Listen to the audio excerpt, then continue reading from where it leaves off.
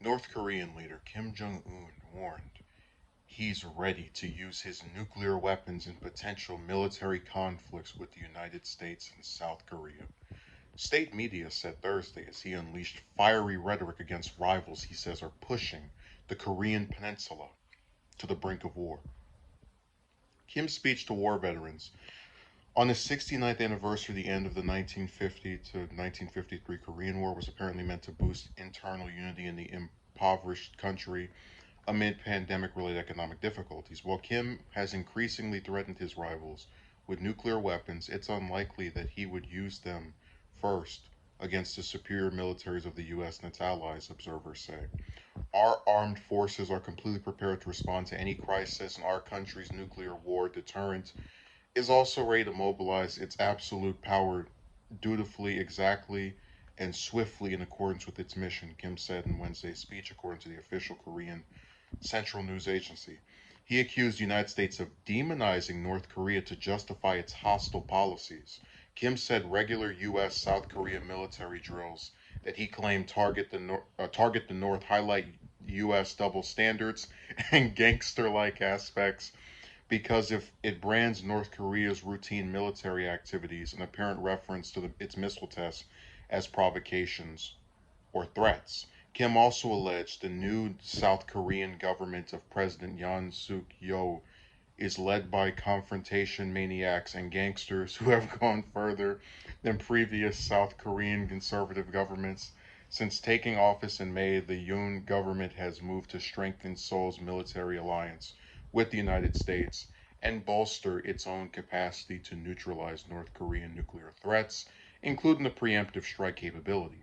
Talking about military action against our nation, which possesses absolute weapons that they fear the most, is preposterous and is very dangerous suicidal mission, Kim said. Such a dangerous attempt will be immediately punished by our powerful strength, and the Yoon Suk Yeol government and his military will be annihilated. South Korea expressed deep regret over Kim's threat and said it maintains a readiness to cope with any provocation by North Korea in a powerful, effective manner. So, I'm going to go back to the part about the U.S. because this is a pretty significant development here. Um, he accused us. When I say us, I'm referring to the to Americans, but I know he's talking about the American government of demonizing North Korea to justify its hostile policies. And I have to admit, there's a lot of validity to that because the way it's framed to Americans is that Kim is this maniac who is evil and plotting to destroy Americans because he has the power to. But in reality, he's an individual who, at a young age, inherited a government that is not friendly with the U.S., to put it lightly. And as the leader of this government that is much smaller than the U.S., he feels as if he has to show some kind of assertive grasp. And I think American politicians are so stupid because a conflict like this can very easily be reverted, where you sit down, you have some peace talks, you guys agree to leave each other alone, you get to keep your weapons, we keep our weapons.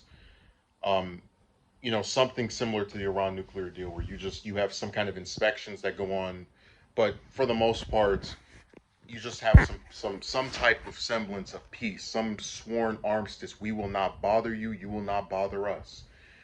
But because of the U.S.'s warmongers and the various people who are in Congress and lobbyists that push for a conflict with North Korea because they want to topple the regime over there, just like they want to do in Iran. If you're not a country we're friendly with, you have something of power, we are inclined to demonize you, and we have done that with North Korea.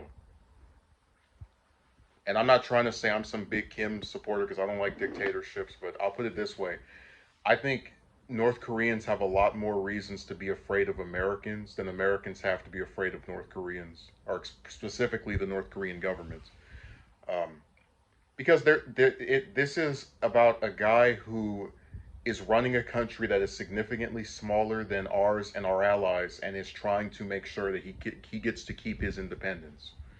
So I sympathize with him to that respect. I hope that Biden and Blinken and the rest of these people will finally complete the work started by Trump and actually have a peace deal. But my faith in their ability to do this fades away a little bit each year.